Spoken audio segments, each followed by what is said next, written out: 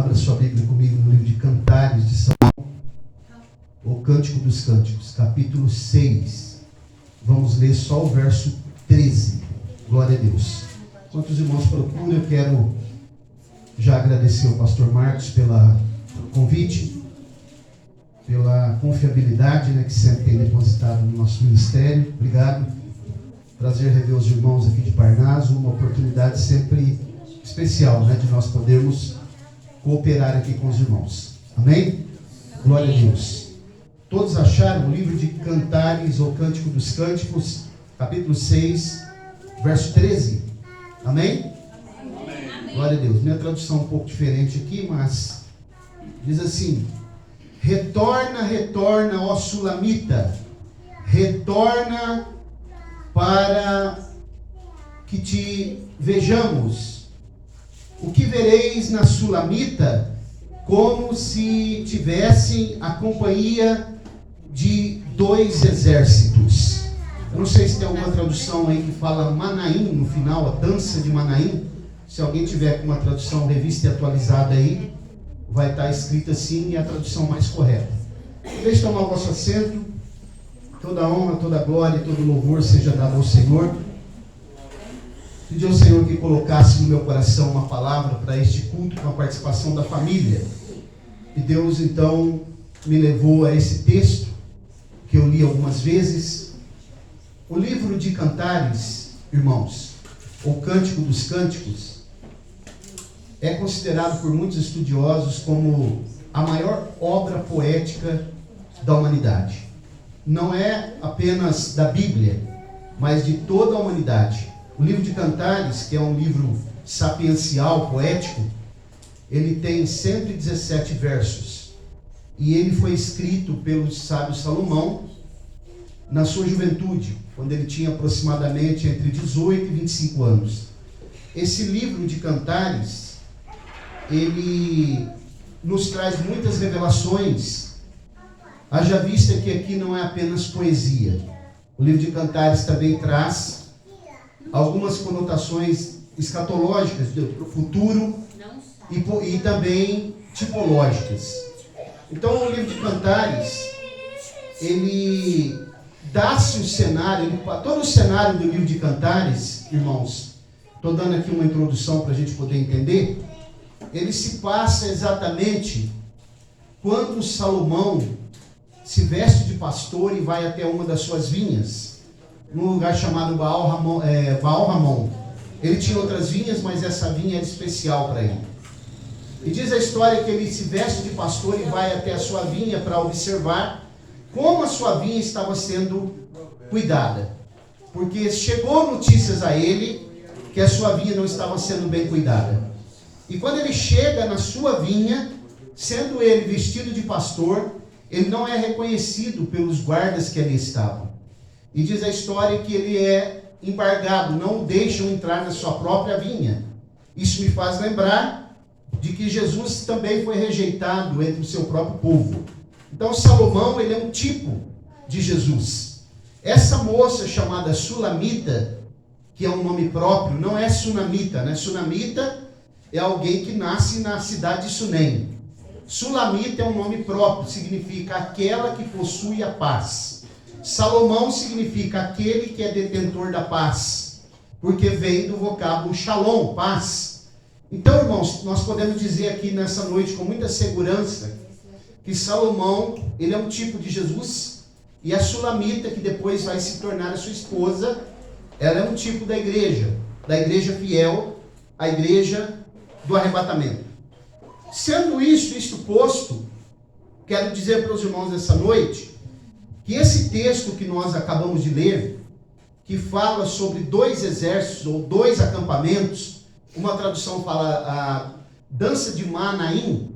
Essa palavra Manaim, ela se escreve com 2 As. Manaim, isso fala de um dual. O que é um dual? 2. Porque quem deu esse nome, Manaim, a esse local que está sendo mencionado aqui, foi justamente Jacó. Em Gênesis 32, os irmãos podem ler em casa, versículos 1 e 2. Naquele episódio, quando ele se encontra com o próprio Deus, que estava dentro de uma teofania, um anjo, e a Bíblia diz que Jacó lutou com Deus, aquele local é uma fronteira ali, e o próprio Jacó deu esse nome Manaim, porque significa 2 exércitos, ou 2 acampamentos. Porque existia o acampamento do próprio Jacó, com sua família e os seus servos, mas também existia naquele momento um acampamento de anjos, que estava ao redor dele, tanto que ele luta com o anjo, e depois ele, que era o próprio, é uma teofania, o próprio Jesus se apresentando no Antigo Testamento, e a Bíblia diz que ele lutou com Deus e venceu, porque são 2 acampamentos. Para nós, nesta noite, que estamos aqui em um culto com a participação da família, nós podemos dizer o que significa isso, 2 acampamentos. Isso fala exatamente da união física da igreja e ao mundo espiritual. Quando a igreja se reúne, quando a igreja se encontra como nós estamos aqui hoje, para adorar e cultuar o nome do Senhor, o mundo espiritual participa desse evento. Nós sabemos, irmãos, que os anjos participam do culto, do louvor, da adoração e exaltação a Deus. Então, nesse momento, nós podemos dizer que o mundo espiritual está em ação. O mundo físico, nós podemos vê-lo. O mundo espiritual, nós não temos a capacidade de ver com nossos olhos físicos, apenas com os olhos espirituais. E quando a igreja ela se mobiliza, se reúne como nesta noite, quando a igreja louva o Senhor, quando a igreja se assenta como nessa noite para ouvir a palavra de Deus, nós temos a certeza plena e absoluta que o mundo espiritual está em ação nesse momento. Porque a igreja é movida pelo Espírito Santo. A força motriz da igreja é o Espírito Santo. Então, nesta noite, a igreja dinâmica como é, podemos dizer que nós estamos aqui em 2 acampamentos. A igreja física e também o mundo espiritual. Nesse momento, em todos os lugares onde a igreja está reunida, a noiva do Senhor, a eleita de Deus, aquela que é queimada pelo sol da justiça, aonde ela está reunida adorando o Senhor nesse momento, o mundo espiritual está em ação. Deus está trabalhando no mundo espiritual. A igreja está sendo visitada. O Espírito Santo está invadindo os corações nesse momento. Existem lugares onde está acontecendo batismo no Espírito Santo. Existem lugares onde está acontecendo curas nesse momento. Porque com certeza, 2 acampamentos. A igreja física e o mundo espiritual. Então, irmãos, acompanhe comigo nessa noite a ideia que eu quero passar aqui para os irmãos e lembrar-me de algumas coisas. Nós podemos dizer que estamos atravessando dias muito difíceis. Estamos atravessando dias que a inversão de valores ela é perceptível. Estamos passando dias em que o mundo caído aí fora tem colocado muitas situações e, infelizmente, muitas dessas situações têm sido trazido para dentro da igreja. Nós estamos passando dias, hoje nós participando da escola dominical, houve ali alguns momentos de debate, devido a todas as leis, as sutilezas, todas as coisas que têm sido trazidas e tentado se instalar dentro da igreja. E a igreja, nós dizemos ali hoje que ela precisa se posicionar, porque a igreja ela é coluna e firmeza da verdade. A igreja, ela tem a capacidade de fazer com que o mundo espiritual, o acampamento de Deus, ele seja movido e colocado em ação. Então a igreja precisa estar atenta para todos os movimentos que têm se levantado contra a família. Hoje é um culto com a participação da família. E nós devemos ratificar nessa noite que a família é a célula máter principal, a célula mãe da sociedade. Então nós podemos dizer que a condição do mundo aí fora é uma condição deplorável.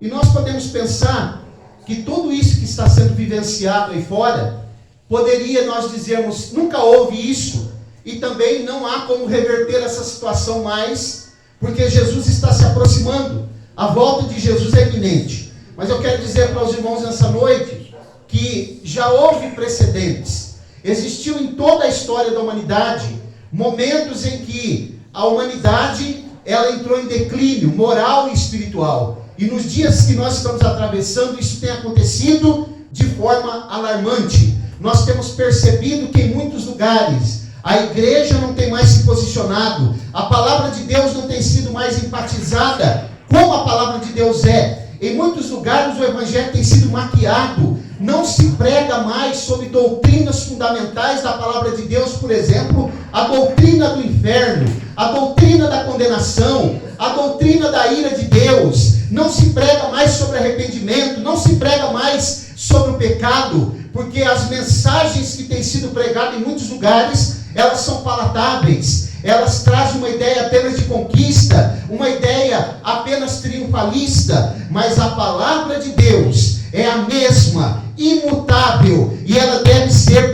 continuar sendo pregada como ela é. Observe então o que eu quero trazer para os irmãos pensarem aqui comigo nessa noite. Pensando um pouco sobre a Inglaterra, que é um grande berço, a pujança do evangelho, um grande berço do movimento protestante, nós podemos dizer que houve um tempo no século XVIII, na primeira metade do século XVIII, que a Inglaterra, irmãos, por incrível que pareça, ela mergulhou num estado de impiedade e de depravação tão terrível, que trouxe um caos espiritual. Houve momentos em que as mensagens que eram pregadas eram mensagens vazias. Os pregadores estavam pregando mensagens superficiais para o povo. Havia pessoas que estavam se prostituindo. O adultério tomou proporções avassaladoras e as pessoas não acreditavam mais que poderia se reverter isso. O mundo espiritual parece que estava em silêncio. Parece que Deus não respondia mais às orações daqueles que ainda eram fiéis, porque em todo o tempo, eu quero dizer nesta noite aqui algo para você guardar na tábua do teu coração. Ainda que o caos esteja instalado, ainda que a sociedade esteja cada vez mais caída, ainda que os valores estejam invertidos, Deus sempre haverá de ter o seu remanescente fiel. Deus sempre trabalhará com o seu rabisco fiel. Deus sempre levantará alguém para que possa proclamar as verdades bíblicas e espirituais e que não venha nunca negociar os princípios e os valores da palavra de Deus. Nesse tempo, a igreja da Inglaterra, irmãos, na sua maioria, no começo do século XVIII, primeira metade, estava inerte, sem nenhum vigor espiritual. Os sermões eram apenas meros ensaios morais. As pessoas estavam frias e abatidas. Os pregadores parece que estavam pregando em hospitais ou em cemitérios. Não havia a unção do Espírito Santo. Não havia aquele temor que as pessoas sentem quando elas estão na presença de Deus. A situação era lastimável naquele momento, tanto que um certo conhecido advogado da época, ele afirmou que visitou todas as importantes igrejas da cidade de Londres, e ele disse que não ouviu um único discurso que apresentasse pelo menos um pouco de cristianismo. Tudo estava obscuro. As trevas espirituais estavam instaladas naquela nação. Os bispos e arcebispos da época, na sua grande maioria, eram mundanos, homens carnais. Olhando para a situação atual, irmãos, que nós estamos vivenciando, não dá para pensar sobre isso. Você não tem pensado a situação que nós estamos atravessando no momento? Você não tem pensado que os cultos parece que não há mais batismo no Espírito Santo, pastor? Quando acontece isso, acontece até uma festa, porque caiu em desuso. Parece que isso está, como o batismo do Espírito Santo, parece que está em extinção como um mico-leão dourado. Não se ouve mais falar. Antigamente, nos anos 80, há não muito tempo, quando eu cheguei na igreja, isso era comum. Todos os cultos acontecia batismo no Espírito Santo e conversão de almas. O dia que não acontecia o batismo no Espírito Santo parece que era até estranho, porque o avivamento estava sobre a igreja. A igreja estava pujante no evangelismo. A igreja buscava o Senhor pelas madrugadas. Um culto como esse, com a família, com a participação da família, havia pessoas que se rendiam chorando e se arrependendo dos seus pecados. Os lenços eram levados para o culto, porque as pessoas sabiam que a qualquer momento elas iriam chorar na presença do Senhor. Precisavam dos lenços. Parece que nem lenço é mais trazido para a igreja. Parece que estamos vivendo um momento de mornidão espiritual terrível. Mas nesta noite eu venho aqui dizer para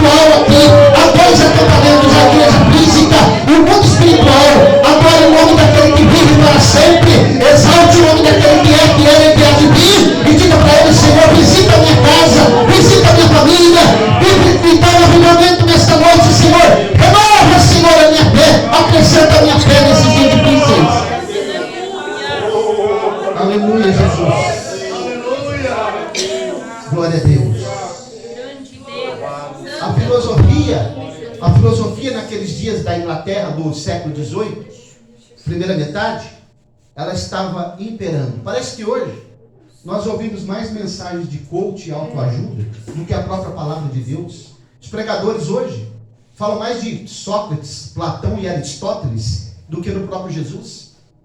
Estamos vivendo dias de mornidão espiritual, irmãos. As pessoas estão se afastando dos valores, se afastando das escrituras.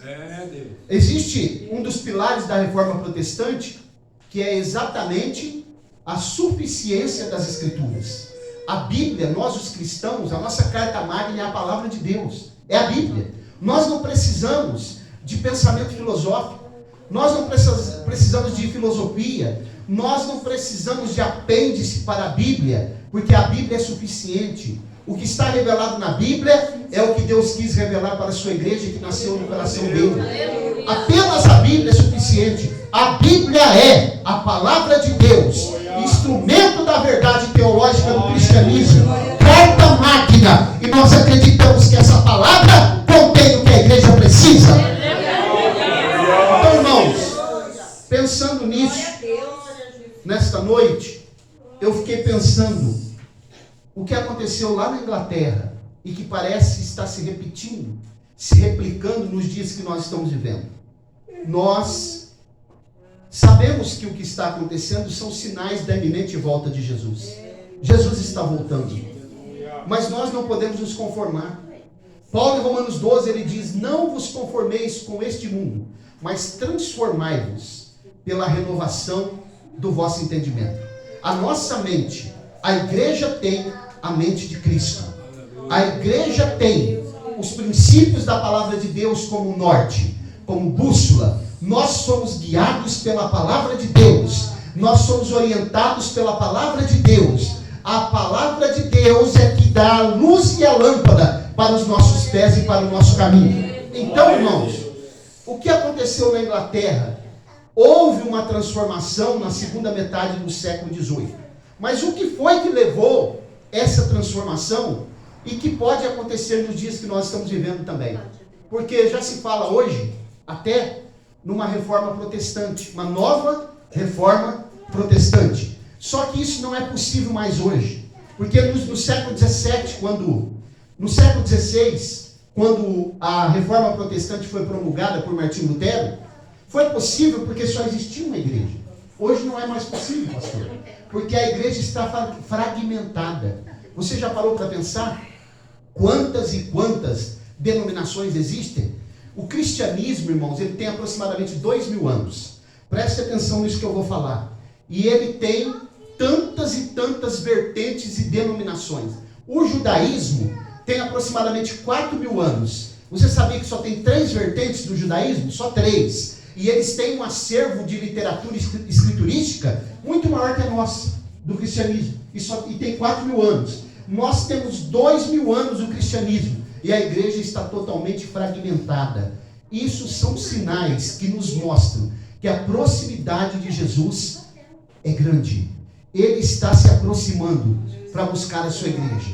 E sabendo disso, o inimigo das nossas almas, o inimigo da igreja, ele mudou a estratégia. Ele não vai mais jogar ninguém na arena para os leões. Ele não vai mais queimar as pessoas vivas como fez no primeiro século. O que ele fará agora? Sutilezas, coisas sutis, quase imperceptíveis. Ataques contra a família, ideologia de gênero, casamento de pessoas do mesmo sexo, a banalização do casamento, as pessoas dizendo que o casamento é uma instituição falida, valores invertidos, aquilo que é bom sendo colocado como ruim, como diz Isaías capítulo 5, versículo 20, todo tipo de ataques contra a igreja, sutilezas, relativização das escrituras, dizendo que a Bíblia não é a palavra de Deus, mas que ela apenas contém a palavra de Deus, tantos e tantos ataques, heresias se levantando em muitos lugares, pessoas dizendo que estão pregando o evangelho, quando na verdade estão trazendo algo híbrido, um evangelho diluído,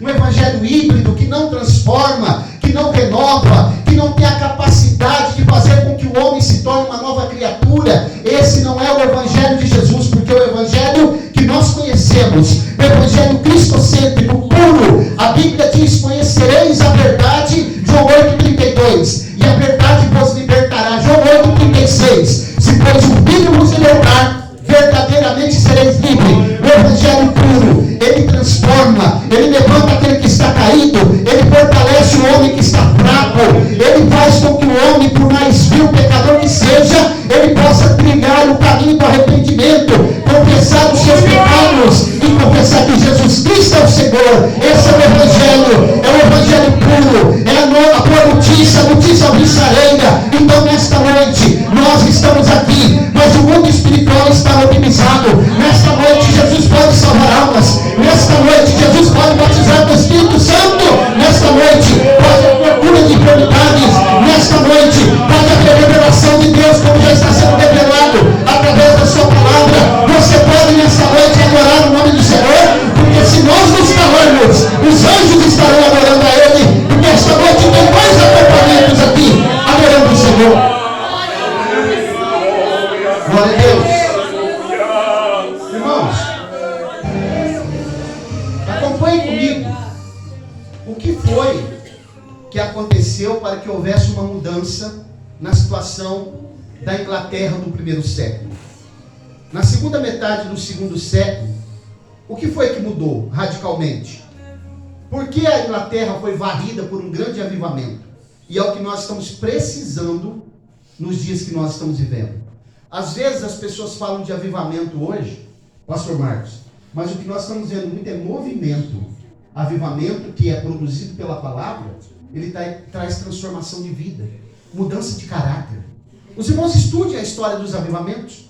Toda vez que aconteceu grandes avivamentos, como na Rua Azusa, em 1906, com William Seymour, que é exatamente aquele que foi o precursor do movimento pentecostal na América do Norte, que depois, através desse movimento, também surgiriam os dois missionários que vieram para o Brasil, Daniel Berg e Gunnar Wingren. Eles participaram desses cultos lá na Rua Azusa, em Los Angeles. Irmãos, toda vez que aconteceu grandes avivamentos, sabe o que trouxe para aquela localidade? Impacto positivo. Todas as vezes que os avivamentos provenientes de Deus e da sua palavra aconteceram na história da igreja, houve a mudança na sociedade local. O adultério caiu drasticamente. A inadimplência caiu quase zerada. Houve impacto positivo, porque quando há avivamento, nós podemos dizer que a ação do Espírito Santo, ela é perceptível. Agora eu pergunto para você, seja sincero nessa noite, está acontecendo avivamento no Brasil? Você já parou para pensar que nós somos 50 milhões de evangélicos no Brasil, e o Brasil nunca foi tão corrupto como está sendo agora? Isso significa que a igreja do Senhor precisa acordar, precisa se mobilizar. Nós somos a noiva de Cristo, nós somos o povo de Deus, nós somos a igreja eleita, nós somos os representantes de Cristo na terra, nós somos embaixadores de Cristo, nós temos a palavra certa, nós temos a palavra revelada, a Bíblia está nas nossas mãos. A situação pode estar caótica, mas a palavra de Deus tem a resposta. Deus confiou em nossas mãos a mensagem salvífica do Evangelho, que transforma e que liberta. Jesus Cristo salva, Jesus Cristo cura, batiza no Espírito Santo e em breve voltará. Pregue esta palavra, vive esta palavra, pratique esta palavra, e o avivamento vai acontecer. A palavra de Deus precisa ser pregada em caráter emergencial para que essa nação seja transformada. Foi exatamente isso, irmãos, que aconteceu na segunda metade do século XVIII na Inglaterra. Deus levantou, porque Deus tem as suas ferramentas. Deus tem as suas ferramentas certas. Deus nunca é pego de surpresa. Deus não precisa que os homens façam reuniões para que Ele entre em ação. Quando Deus bate na mesa da decisão, as coisas acontecem. Deus decreta. Deus, na sua soberania, Ele levantou alguns jovens lá na Inglaterra, sobretudo George Whitefield e um outro homem chamado John Wesley, que é o pai, nós podemos dizer que é o pai do metodismo. Irmãos, estes dois homens, com mais alguns jovens, eles eram homens simples, homens da igreja da Inglaterra, que é chamada igreja anglicana hoje, homens simples, não eram notáveis, não eram catedráticos, não eram frequentadores das academias, porque Deus não precisa de muita coisa para agir. Deus precisa de homens simples, do coração sincero e quebrantado. Deus age no meio da simplicidade. Deus trabalha numa instância superior à instância dos homens. Deus não precisa dos filósofos. Deus não precisa que os catedráticos estejam em ação para Ele poder fazer algo que iria impactar uma nação, uma cidade. Deus pode usar uma pequena congregação como esta aqui em Parnaso para poder impactar toda essa região. Basta que nós estejamos com o coração aberto. Basta que nós acreditamos na sua palavra. Basta que nós acreditamos que o mundo espiritual continua em ação. Quando a igreja ora, o acampamento de Deus é mobilizado. Quando a igreja ora, Deus pode fazer com que céus e terra sejam mobilizados e as coisas sejam mudadas. Deus levantou esses jovens, George Whitefield, John Wesley e outros, e eles começaram a buscar a Deus pelas madrugadas, orando e pedindo para que Deus revelasse a palavra para eles. E numa madrugada eles foram visitados pelo Espírito Santo, e Deus levantou, irmãos, um grande avivamento na Inglaterra, que varreu toda aquela nação. Glória a Deus. E sabe o que eles fizeram para que isso acontecesse? Eles estavam totalmente comprometidos com o reino de Deus. O que falta hoje, meu pastor, às vezes, é que toda a igreja se mobilize e se comprometa com o reino de Deus. Muitos estão comprometidos com a política, outros estão comprometidos, sabe com o quê? Com as filosofias, outros estão comprometidos com a teologia da prosperidade, querem alcançar bênçãos materiais em primeiro lugar. E não é pecado que nós venhamos a possuir coisas materiais, mas isso não é a nossa prioridade. A prioridade da igreja é o reino de Deus. A prioridade da igreja são as coisas espirituais. As solicitudes da vida, Jesus cuida. Lembre-se quando ele disse: por que andais solícitos por aquilo que haveis de comer, ou de beber, ou de vestir? Olhai para os lírios do campo, olhai para as aves do céu, os lírios do campo. A Bíblia diz que nem Salomão, Jesus disse, se vestiu em toda a sua suntuosidade, não conseguiu se vestir como os lírios do campo. As aves do céu, elas não têm celeiro, mas meu Pai que está no céu sustenta todas elas. Buscai primeiro o reino de Deus e toda a sua justiça, e todas essas demais coisas, as solicitudes da vida, aquilo que nós precisamos, nos serão acrescentadas. A prioridade da igreja é o reino de Deus. Somos cidadãos do céu, não pertencemos a esta terra, a nossa pátria é celestial. Estamos aguardando a qualquer momento sermos chamados para estar para sempre com o Senhor. Voltar para casa, porque nós viemos de lá. Certo pensador americano, ele disse uma frase interessante. Ele disse que se os pais estiverem preparando os filhos para serem juízes, magistrados, engenheiros, médicos, cientistas, astronautas, se eles estiverem preparando os filhos para isso, mas se esquecerem de prepará-los para serem cidadãos do reino, a motivação está errada. Porque a primeira coisa, os filhos e os netos devem ser preparados para o reino de Deus.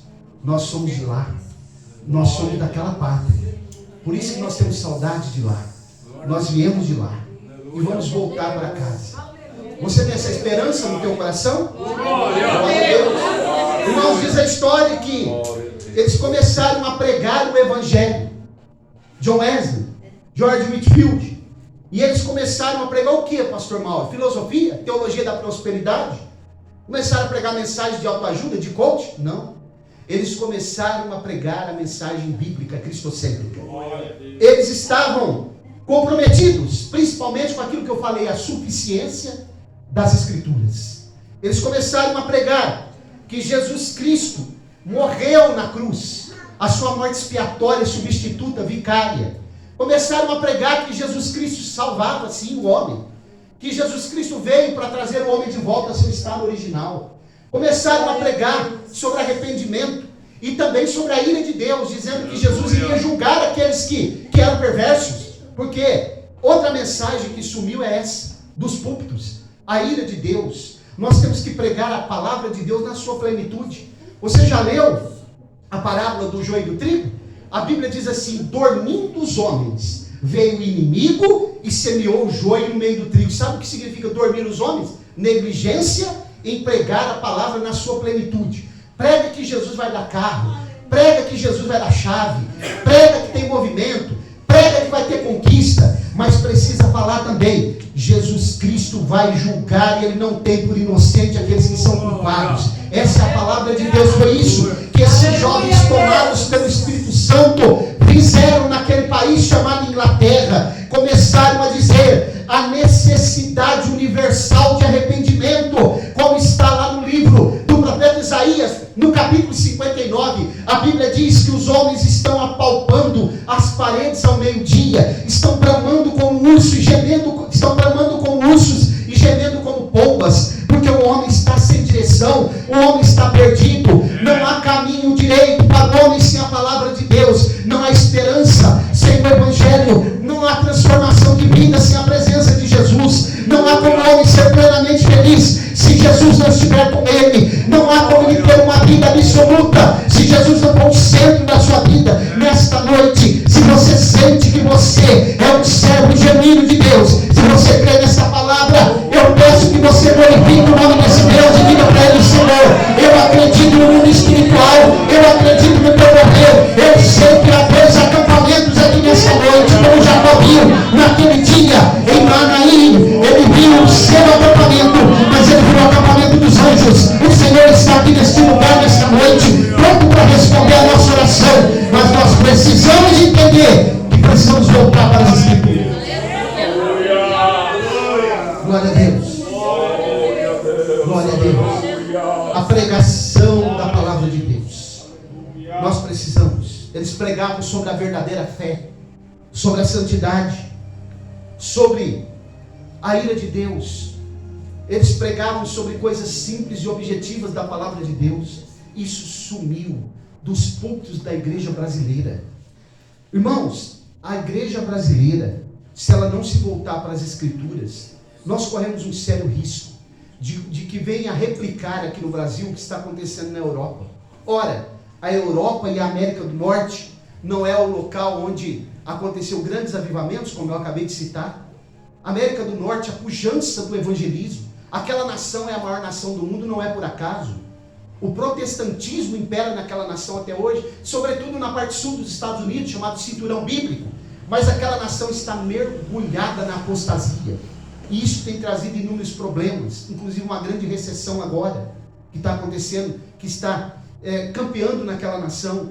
A Europa, você sabia que a Europa, o grande berço do movimento protestante, a Alemanha, a Holanda e outros lugares, Países Baixos, ali quase não tem mais cultos, meu pastor, ali, sabe o que acontece? Aqueles locais onde grandes vultos do passado pregaram, como João Calvino, Armínio, as igrejas onde eles pregaram, tem um culto, está lá, a igreja está lá ainda, mas não tem nem mais culto. Quem tem um pouco de dinheiro vai lá e aluga aquela igreja para realizar um casamento, transformaram-se em museus, porque se afastaram das Escrituras. Mas nesta noite o Espírito Santo está falando claramente conosco. Nos voltemos para as Escrituras. Vamos buscar o que a Escritura nos revela. Vamos buscar o avivamento a partir da palavra de Deus. E todas as vezes que nós estivermos reunidos, vamos saber de uma coisa: 2 acampamentos. Nós estamos aqui no mundo físico, mas também o mundo espiritual está em ação, porque a noiva de Cristo está louvando e adorando. Quando ele diz aqui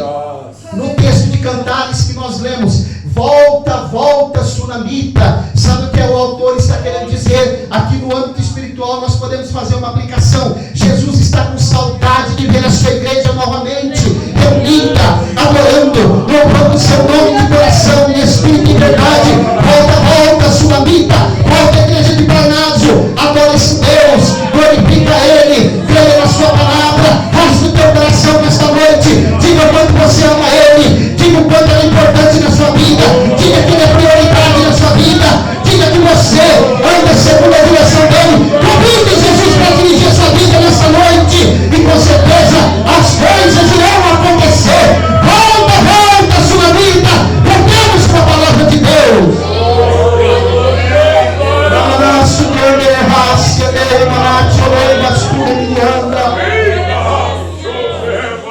O Espírito Santo está aqui nesta noite. Toda a honra, toda a glória e todo louvor seja dado Glória a Deus.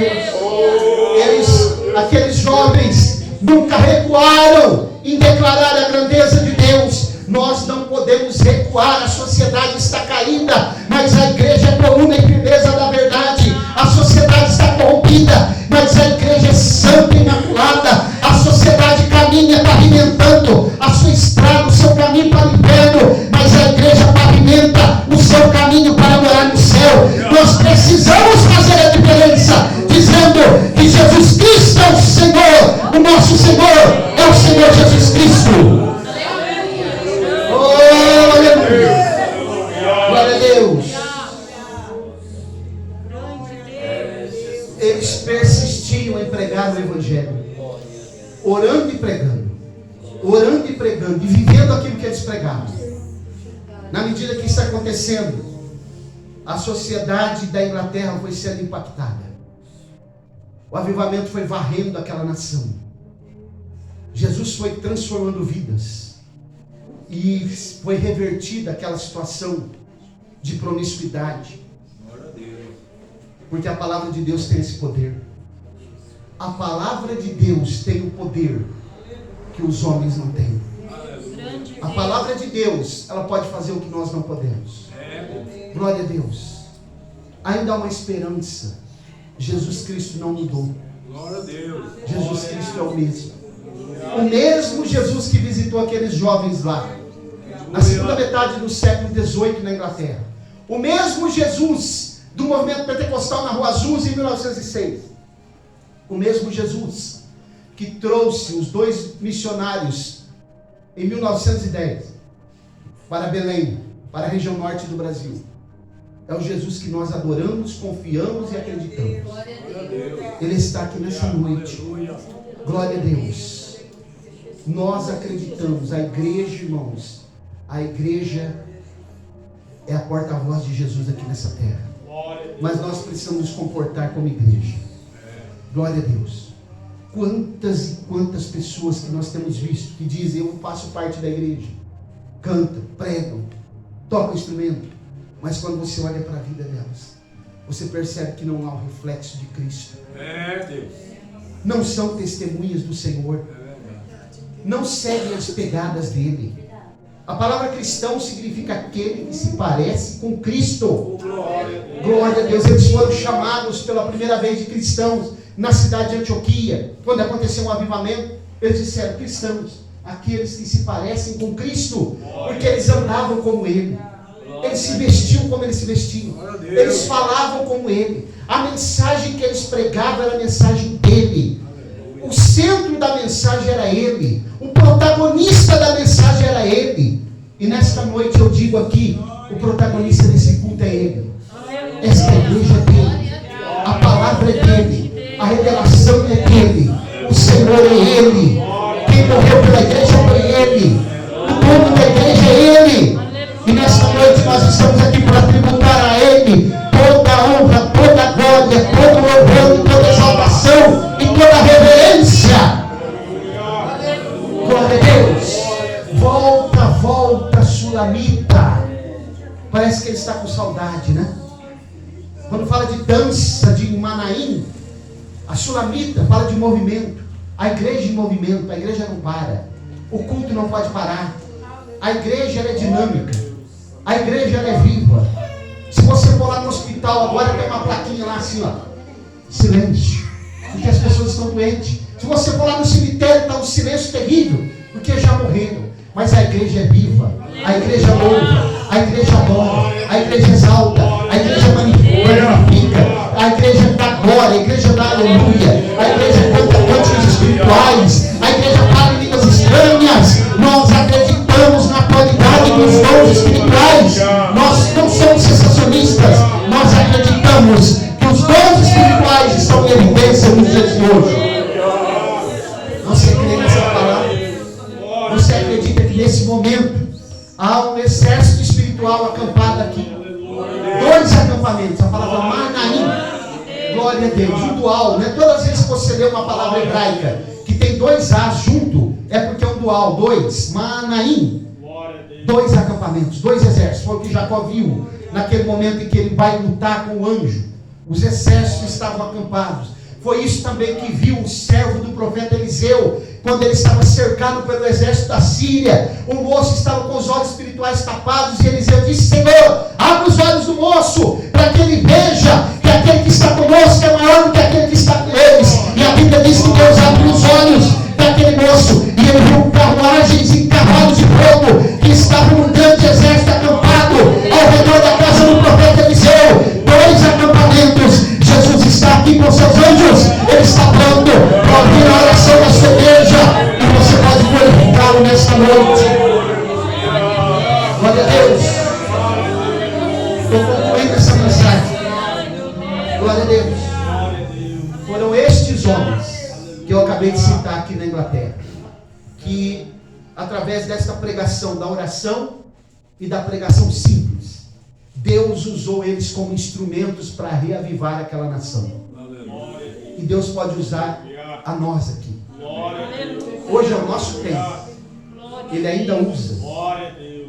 Deus usa os seus instrumentos para renovar a aliança com o seu povo. Porque a aliança que ele fez não quebrou. Nós é que quebramos a aliança. Ele jamais vai fazer isso. Nós precisamos da pregação viva, verdadeira. Nós precisamos da pregação ungida, como acontecia no passado, quando aqueles servos do Senhor, que nem tinham teologia como às vezes nós temos hoje, mas quando eles abriam a Bíblia, as mensagens positivas, o céu descia, as pessoas eram transformadas. Glória a Deus. Não importa a simplicidade que nós temos, pastor, o importante é a palavra de Deus. Deus usa os homens simples. Deus trabalha na vida dos simples. A humildade precede a honra. Glória a Deus. O Senhor está pronto para usar aqueles que são humildes e honrados.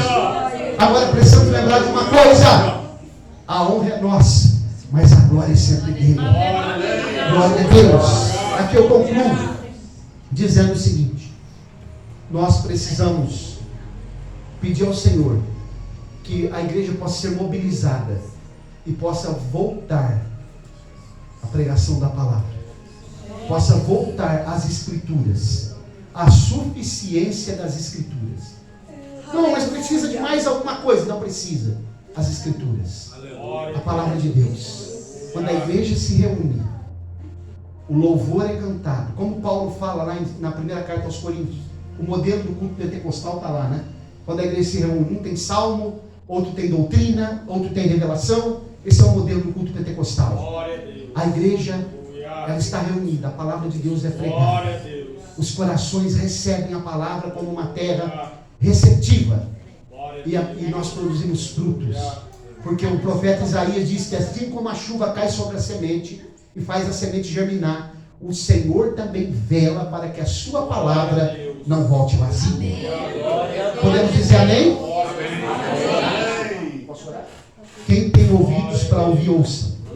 Glória a Deus. Coloque-se de pé, por favor. Vamos orar.